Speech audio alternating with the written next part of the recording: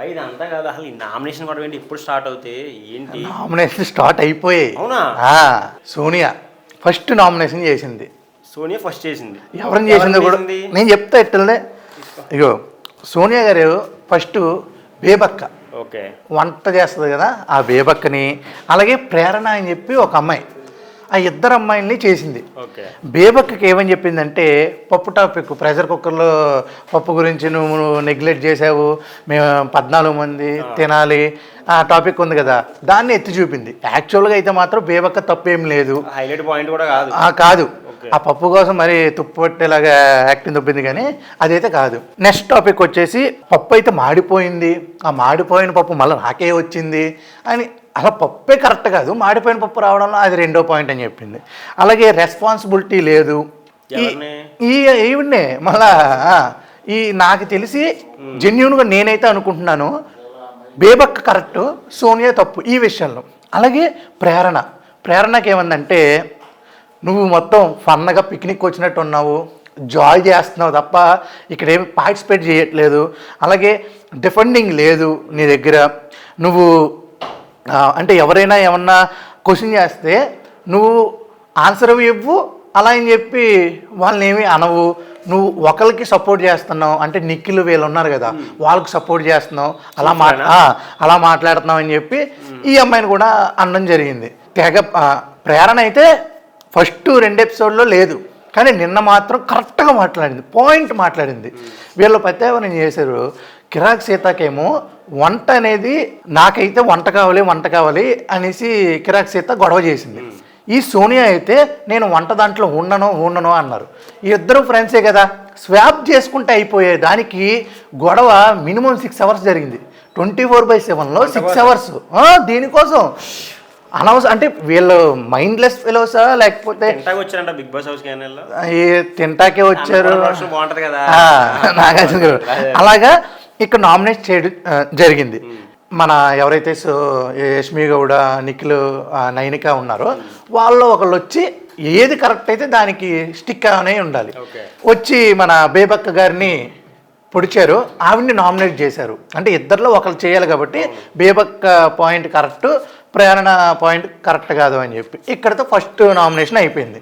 కానీ ఇంగిలి పీస్ చాలా ఎక్కువ మాట్లాడేస్తున్నారు. ఇది తెలుగు షో అని మర్చిపోయారు, మొత్తం ఇంగిలి పీసే యూ గీ వా ఊ అంటున్నారు. ఆ ఇంగిలి పీస్ పక్కన పెట్టేస్తే బాగుంటుంది మన తెలుగు ప్రజలకి. నాగార్జున గారు ప్లీజ్ సార్, ఇంగ్లీష్ మాట్లాడే వాళ్ళని ఎలిమినేట్ చేయండి sir please sir.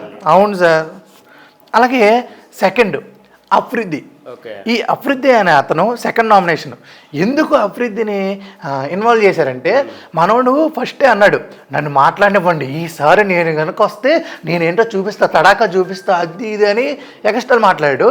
Big boss ఏం చేశాడు, అయితే మనోడిని పిలిస్తే కంపల్సరీ ఏదైనా కొంచెం డామ్ డిమ్ చేస్తాడంటే ఏం లేదు, మొత్తం ఏదో ఒక బాంబు వెలిగించిన తర్వాత అది తుస్తంట చూసావా, అలాగే ఈ 2 పాయింట్ చేశాడు.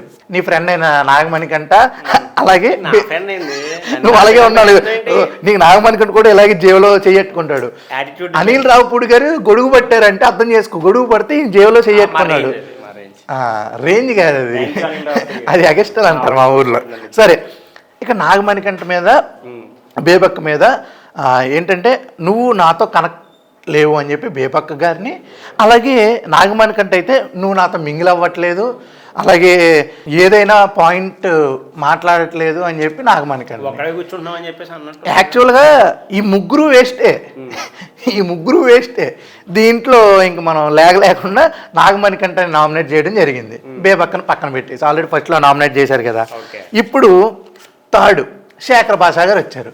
ఇప్పటి వరకు శేఖర్ భాష లేరు అంటున్నావు కదా, ఈయన వచ్చాడు. శేఖర్ భాష గారు ఏంటంటే అన్ని జోక్స్ ఉంటాయి అన్నమాట, ప్రతిదానికి ఎప్పటికప్పుడు జోక్ ఉంటుంది, కానీ అది కుళ్ళు జోక్ అయి ఉంటుంది, పేలుద్ది.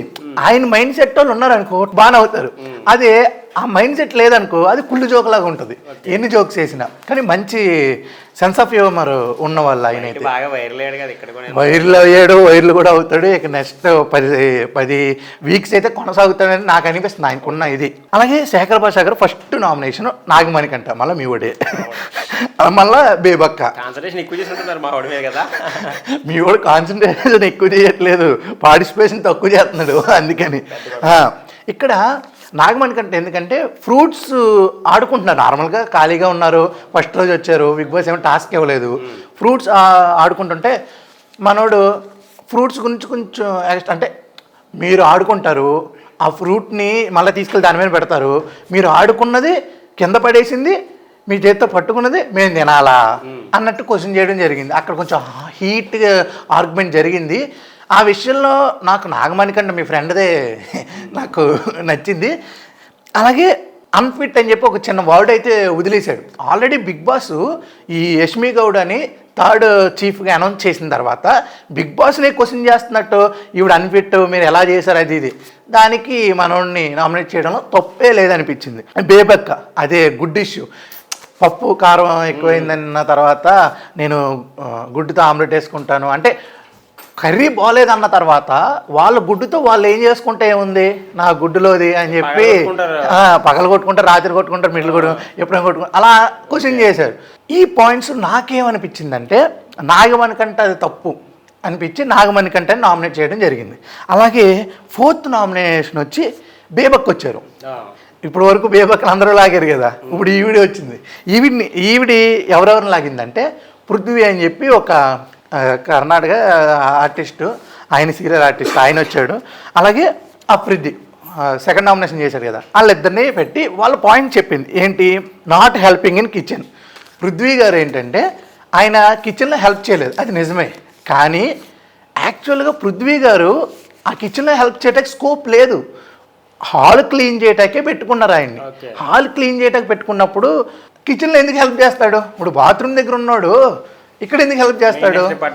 అంతే కదా, వాచ్మెన్ కింద ఉంటాడు, పైన వచ్చి డైరెక్షన్ చేయడు కదా. అలాగే ఎవరు ఏ కేటగిరీలో అలా ఉన్నారు. ఆ క్వశ్చన్లో నాకైతే మాత్రం కొంచెం తప్పు అనిపించింది. అలాగే అఫ్రిది ఈయన మీద ఏం చేసిందంటే నువ్వు చేస్తున్న రైటు, కానీ స్టాండ్ ఎక్కువ తీసుకో. నువ్వు ఓడిపోయినప్పుడు నేను కొట్టేస్తా, నేను చేసేస్తా, అది వద్దు. ఫస్ట్ నుంచి అంటే బిగ్ బాస్ హౌస్ అనేది ఒక గోల్డెన్ దేవాలయం అనుకో, స్టార్టింగ్ మెట్టి దగ్గర నుంచి మొక్కుకుంటా పోవాలి. లోపల దేవుడు ఉంటాడు కదా, అక్కడికి వెళ్ళిన తర్వాత కళ్ళు తెరిచి ఎలా చూద్దాంలే అంటే కదా, లోపల నుంచి స్మరణ ఉండాలి. అలాగే ఎంట్రీ దగ్గర నుంచి నీ ధైర్యం ఏంటి, నీ బలం ఏంటి, నీ స్ట్రెంత్ ఏంటి, అవన్నీ చూపించుకోవాలి. నువ్వు ఇప్పుడు వరకు చూపించుకోలేదు, అన్ఫిట్ అన్నట్టు ఆవిడ క్వశ్చన్ చేయడం జరిగింది.